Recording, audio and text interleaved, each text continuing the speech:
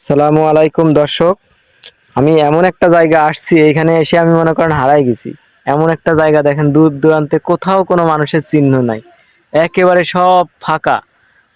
হ্যাঁ, মনে হচ্ছে আফ্রিকার একটা মানে আফ্রিকার একটা অঞ্চলে এসে পৌঁছাইছি। এমন একটা জায়গায় আসছি, দেখেন আশপাশে কোথাও কোনো মানুষের চিহ্ন পর্যন্ত নাই। দেখেন দর্শক, পুরা ফাঁকা, পুরা ফাঁকা, কোথাও কোনো মানুষ নেই। কোথায় আছি?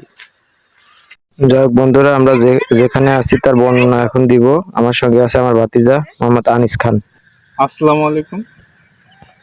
আজকে আমরা অবস্থান করছি মাগুরা জেলায় শ্রীপুর থানায় বড়বিল, লোকেশন বড়বিল। বড়বিলটা ছিল হচ্ছে কি আপনার এটা বাংলাদেশের মধ্যে তৃতীয় স্থান। এই বিলটা ঝিনাইদহ জেলা আর মাগুরা জেলায় অবস্থিত। দুইটা ডিস্ট্রিক্ট, দুইটা জেলা মিলে একটা বিল অবস্থান করছে।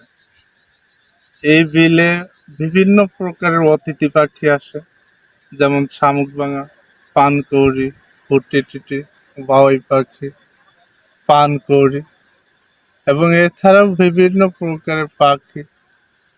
এই বিলে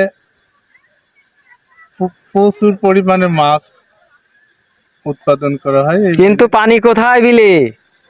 এই বিলে এখন তো পানি তো সিজনের সময় আসলে পানি হয়।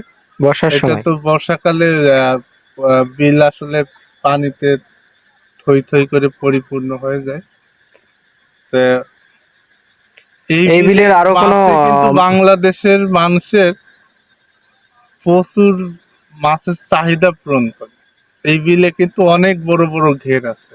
ওই টিকের বিলে ঘের আছে, কুয়ে বাসা ঘের আছে, তারপরে ভেদরা বিলে ঘের আছে, তারপরে এই ইসে ডাঙির পাড় আছে। তো আচ্ছা, যাই হোক, বিশেষত্ব কি এই বিলের? আসলে চাষবাসের ব্যাপারে কিছু বলেন।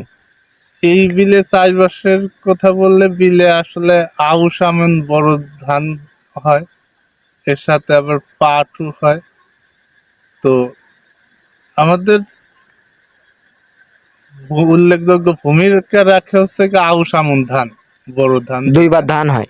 দুইবার ধান হয়। তো একবার হয় চৈতালি হয়, সেটা হলো খেসারি, মসুরি, গম দিয়ে। এই দক্ষিণ অঞ্চলের ভিতরে এই বিলেই সব থেকে বেশি ফসল উৎপন্ন হয়। যাক, এই বিলটা আমাদের আসলে এই বিলের কারণে এই মাগুরা, ঝিনাইদহ, যশোরের অঞ্চলের মানুষের আহ, চাকরিজীবী মানুষ কম, কৃষি ব্যবসা এগুলার সাইডেই বেশি।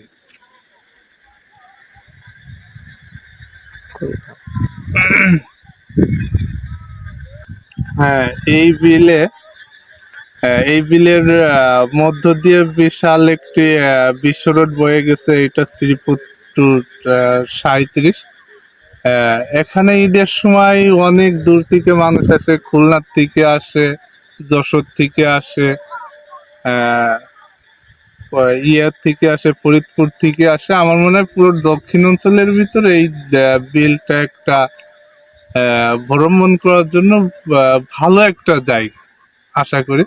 তো এখানে আসলে এই যে একটা এখানে আসলে সরকারের কোনো দরকার, হয়তো সরকারের সহযোগিতা হলে হয়তো ভালো টুরিস্ট অঞ্চলে গড়া যাবে মনে হয় বিশেষম্মত।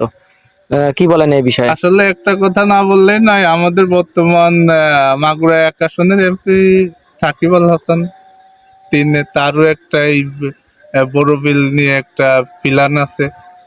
সে এই বিলে সে একটা পার্ক করতে চাচ্ছে এবং একটা রিসোর্ট করতে চাচ্ছে। তার একটা স্বপ্ন আছে। তা আমরা আশা করি সে যেহেতু আমাদের এমপি বা তার এলাকা, আশা করি সে উন্নয়ন করবে। এবং ঈদের সময় যারা ঢাকায় থাকে, ঈদ শহরের দালানকোঠা ছেড়ে যে সময় বিলের ভিতর আসে, একটা যে একটা অক্সিজেন, একটা নিঃশ্বাস নিলে মানুষের বুক ভরে যায়। এটা মানুষ সবাই সব থেকে আসে একটা জিনিস ফিল করে, যে এখানে আসে অন্তত একটু স্বস্তি ফিল করে, যে এখানে আসে একটু বুক ভরে নিঃশ্বাস নিয়ে যায়, যে খুব সুন্দর জায়গা। হ্যাঁ, সেটা তো দেখতেই পাচ্ছি আসলে। বাতাসটা খুব শীতল বাতাস, আর খুব শান্তি লাগতেছে নিজের ভিতরে।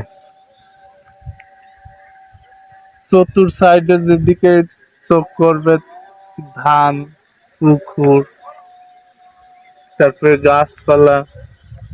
এইটা আমরা আসলে যেখানে এই বিলের মধ্য দিয়ে যে বিশ্ব রোড বয়ে গেছে, এই রোডটা প্রায় যাই হোক বন্ধুরা, আজকে এ পর্যন্তই। পরবর্তীতে আবার দেখা হবে, কথা হবে। আল্লাহ হাফেজ।